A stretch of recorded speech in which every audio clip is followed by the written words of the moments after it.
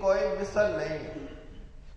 ایک صحابی آئے، اللہ کے نبی صلی اللہ علیہ وسلم مجھے کچھ اعمال بتا دے جو مجھے جنت میں لے جائے۔ آپ نے فرمایا علیک بالصوم فإنہ لا عدل لہ، اپنے اوپر روزہ رکھنا لازم قرار دے دو کیونکہ یہ روزے کی کوئی مثل نہیں۔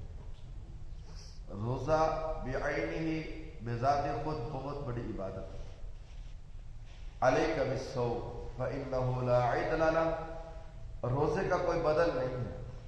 اللہ تعالیٰ کہتے ہیں روزے دار روزہ رکھ کے تو دعا کر، میں تیری دعا کو بھی قبول کروں۔ اگر بھوک پیاس کی وجہ سے تیرے منہ سے کوئی بدبو آئے تو وہ تیرے لیے بدبو نہیں ہے، میرے لیے وہ کستوری سے بھی زیادہ افضل ہے۔ لخلوف فی فم الصائم اطیب عند اللہ من ریح المسک، اللہ کے پیارے پیغمبر صلی اللہ علیہ وسلم نے ارشاد فرمایا روزے دار کے منہ سے اٹھنے والی بدبو اللہ رب العزت کو کستوری سے بھی پیاری لگتی ہے، کستوری سے بھی زیادہ پیاری لگتی ہے۔ اگر یہی روزے دار روزے کی حالت میں اللہ کو پیارا ہو جاتا ہے، آواز آتی ہے من قال لا الہ الا اللہ ابتغاء وجہ اللہ ختم لہ بہا دخل الجنہ، جس آدمی نے زبان سے کہا لا الہ الا اللہ، اس کے اوپر اس نے استقامت اختیار کر لی، اسی کے اوپر اس کا خاتمہ ہوا، موت واقع ہو جاتی ہے، آپ نے فرمایا وہ سیدھا اللہ رب العزت کی جنت میں جائے۔ جس آدمی نے اللہ رب العزت کی راہ میں صدقہ کیا ابتغاء وجہ اللہ، اللہ کی رضا کو چاہنے کے لیے، ختم لہ بہا دخل الجنہ، اسی اخلاص اور استقامت کے اوپر اس کو موت آ جاتی ہے تو کائنات کے امام علیہ السلام نے ارشاد فرمایا وہ سیدھا اللہ کی جنت میں جائے۔ من صام یوما فی سبیل اللہ ابتغاء وجہ اللہ ختم لہ بہا دخل الجنہ، جس آدمی نے اللہ رب العزت کی رضا کے لیے ایک دن کا روزہ رکھ لیا، روزے کی حالت میں وہ اللہ رب العزت کے حضور پہنچ جاتا ہے، فوت ہو جاتا ہے۔ آپ نے فرمایا دخل الجنہ، وہ سیدھا اللہ رب العزت کی جنت میں جائے گا۔ کتنے وہ عظیم لوگ ہوئے جو ایسی حالت میں اللہ رب العزت کے حضور پیش ہوئے۔ کسی نے احرام باندھا ہوا ہے اور میدان عرفات ہے، وہ اپنی سواری سے گرتا ہے، کندھے اور گردن پہ چوٹ آتی ہے، اسی حالت میں وہ موت واقع ہو جاتی ہے۔ آپ صلی اللہ علیہ وسلم نے ارشاد فرمایا اس کو لاؤ، اس کا کفن اس کا احرام ہے۔ بیری کے پتوں والا پانی لایا گیا، اس کو غسل دیا گیا، آپ نے فرمایا اس کے کفن کو خوشبو نہیں لگانی، اس کے سر کو ڈھانپنا نہیں ہے، ننگا سر رکھنا ہے۔ فَإِنَّهُ يُبْعَثُ يَوْمَ الْقِيَامَةِ مُلَبِّيًا لَبَّيْكَ اللَّهُمَّ لَبَّيْكَ لَبَّيْكَ لَا شَرِيكَ لَكَ لَبَّيْكَ، آپ نے فرمایا اس کے کفن کو خوشبو نہیں لگانی، اس کے سر کو ڈھانپنا نہیں ہے، کیونکہ احرام کے اوپر حالت احرام میں خوشبو نہیں لگائی جاتی، حاجی اپنے سر کو ننگا رکھتا ہے۔ آپ نے فرمایا کل قیامت کا دن ہوگا، یہ اسی حالت میں اٹھایا جائے گا اور یہ تلبیہ پڑھ رہا ہوگا، حج کے دن کا وہ ترانہ پڑھ رہا ہوگا لبیک اللہم لبیک لبیک لا شریک لک لبیک۔ یہ ہے وہ استقامت والی موت۔ آپ نے فرمایا بندہ جس حال میں فوت ہوگا اسی حالت میں وہ جو ہے وہ اٹھایا جائے۔ تو میرے پیارے بھائیوں، اگر کسی روزے دار کی روزہ رکھ کر موت واقع ہو جاتی ہے تو اس کے لیے دکھ والی بات نہیں ہے، بہت سعادت کی بات ہے۔ دوسری بات یہ ہے کہ روزے کے اندر اللہ رب العزت نے شفا کی۔ کتنی بیماریاں ایسی ہیں جو روزہ رکھنے کی بدولت کو دور ہو جاتی ہیں۔ روزہ رکھنے کے بعد اکثر انسان کا جو بلڈ پریشر لو رہتا ہے، اور لو بلڈ پریشر جو ہے وہ بڑے ہوئے بلڈ پریشر سے کم نقصان دہ، کم بھی اچھا نہیں ہے، لیکن کیفیت کیا رہتی ہے؟ اللہ رب العزت اس کی وجہ سے جو ہے نا وہ اندر کی کئی صفائیاں کر دیتے ہیں۔ پیارے پیغمبر صلی اللہ علیہ وسلم نے ارشاد فرمایا تھا الا انبئکم بما یذھب وحر الصدور، لوگوں تم کو ایسی نیکی نہ بتاؤ جس کی وجہ سے تمہارے دل کی بیماریاں دور ہو جائے، تمہارے دل کے روگ ختم ہو جائے۔ پیارے پیغمبر صلی اللہ علیہ وسلم سے صحابہ کرام نے فوری طور پہ سوال کیا اللہ نبی وہ کون سی چیز ہے جس کی وجہ سے انسان کے دل کا روگ اور بیماری ختم ہو جاتی ہے؟ آپ صلی اللہ علیہ وسلم نے ارشاد فرمایا تھا ہر مہینے 3 دن روزے رکھ لیا کرو، اللہ رب العزت تمہارے دل کی بیماریوں کو دور کر دے۔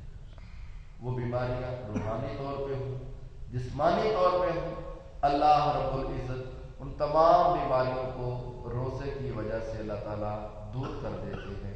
میرے پیارے بھائیوں، روزے دار قیام کرتا ہے، تراویح پڑھتا ہے، نماز تہجد پڑھتا ہے، جہاں یہ نماز تہجد گناہوں کا کفارہ ہے اور اللہ رب العزت کے نزدیک کر دینے والی یہ عبادت ہے، اتنی مخصوص اور فضیلت والی عبادت ہے۔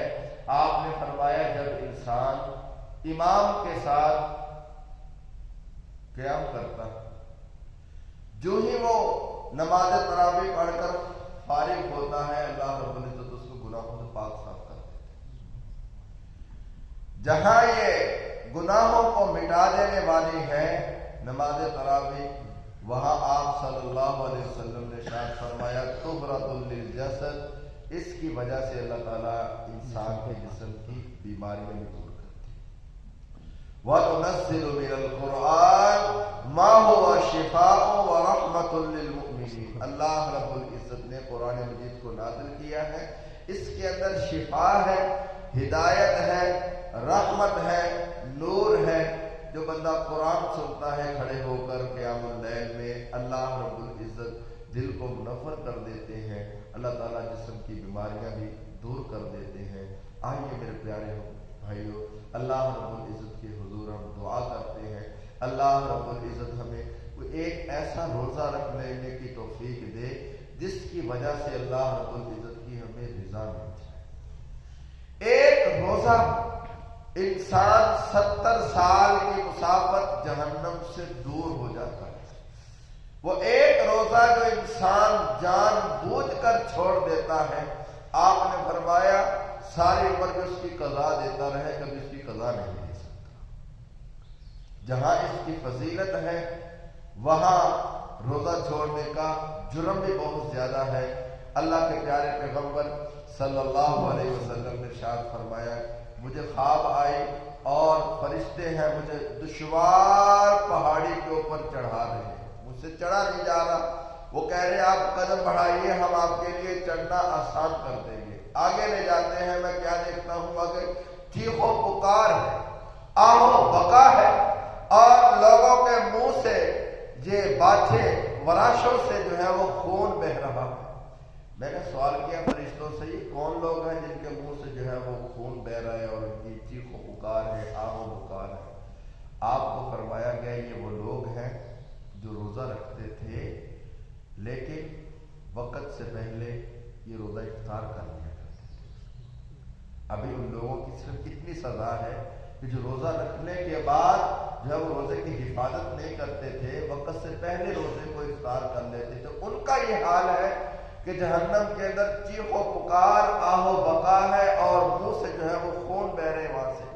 تو میرے پیارے بھائیوں، یہ جان بوجھ کر جو ہے وہ حالت صحت میں گھر رہ کر بھی جو ہے وہ ہٹ درمی کا مظاہرہ کرے اور جو ہے وہ روزہ نہ رکھے، میرے پیارے بھائیوں اس سے بڑھ کر کوئی بدبختی نہیں ہے۔ اللہ رب العزت نے اس رمضان کو فرض کیا ہے، روزے لاتے ہیں تاکہ لوگ گناہوں سے پاک صاف ہو جائے، اللہ رب العزت کا تقرب حاصل کر لیں، بڑھ چڑھ کر قرآن مجید کی تلاوت کر لیں، اللہ کی راہ میں صدقہ کر لیں، دعائیں کر لیں اور اللہ رب العزت کے حضور التجائیں اور درخواستیں پیش کر دیں۔ اللہ رب العزت ارشاد فرماتے ہیں الصابرین والصادقین والقانتین والمنفقین والمستغفرین بالاسحار، صبر کرنے والے مرد اور سچ بولنے والے مرد، اللہ رب العزت کی راہ میں اپنے مال کو خرچ کرنے والے مرد اور اللہ رب العزت کے راستے کی پیروی کرنے والے مرد، والمستغفرین بالاسحار، سحری کے وقت اٹھ کر اپنے گناہوں کی معافی مانگنے والے، استغفار کرنے والے۔ اللہ رب العزت نے اپنے بندوں کی یہ شان بیان کی ہے، اور یہ ساری خصوصیات روزے دار کے اندر پائی جاتی ہیں۔ روزے دار صبر بھی کرتا ہے، سچ بھی بولتا ہے، اللہ تعالیٰ کے راستے کی وہ پیروی کرتا ہے، اپنے مال کو اللہ تعالیٰ کی راہ میں خرچ کرتا ہے، اور روزہ رکھتے وقت جب وہ سحری کے وقت اٹھتا ہے تو کچھ وہ اللہ رب العزت سے التجائیں کرتا ہے، معافی مانگتا ہے، استغفار کرتا ہے، دعا کرتا ہے۔ اللہ تعالیٰ جتنی توفیق دے وہ نماز پڑھتا ہے۔ اللہ رب العزت سے دعا ہے کہ اللہ رب العزت ہمیں کوئی ایسا ایک روزہ رکھ لینے کی توفیق دے کہ جو روزہ ہمارے لیے راہ نجات بن جائے۔ پیارے پیغمبر صلی اللہ علیہ وسلم نے ارشاد فرمایا کہ بندہ اچھی طرح وضو کرتا ہے، پورے خشوع، اطمینان، انہماک اور پوری توجہ کے ساتھ وہ خالصتاً اللہ رب العزت کے لیے صرف 2 رکعت نماز ادا کرتا ہے۔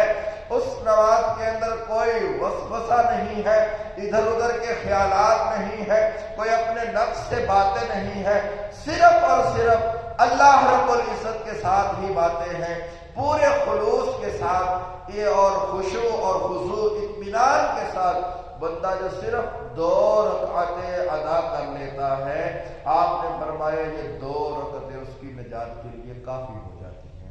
اللہ رب العزت ہمیں توفیق عطا فرمائے۔ وآخر دعوانا الحمدللہ۔ یا رب الحمد۔